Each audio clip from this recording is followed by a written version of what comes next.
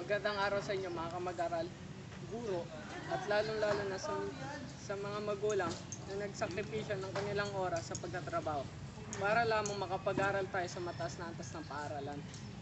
Unang-una, gusto kong magpasalamat sa Diyos dahil hindi ko maabot ang ganitong parangal kung di niya ako binigyan ng talino at lakas ng loob na harapin ng bawat pagsubok sa araw-araw.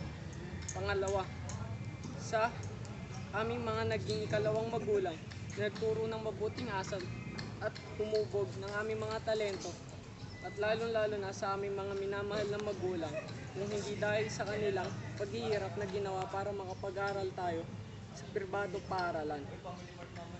Laging tumatakbo sa isip ko ang sinabi ng aking magulang simula nung unang pumasok ako. Ang sabi niya sa akin, "Anak, mag-aral ka ng mabuti."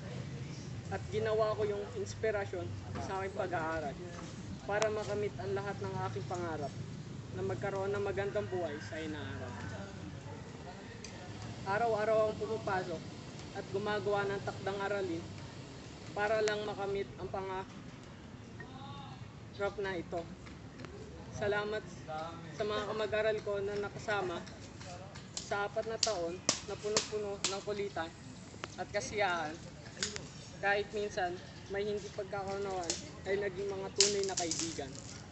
At sana sa muli nating pagkikita ay mga matatagumpay na tayo sa ating mga propesyon.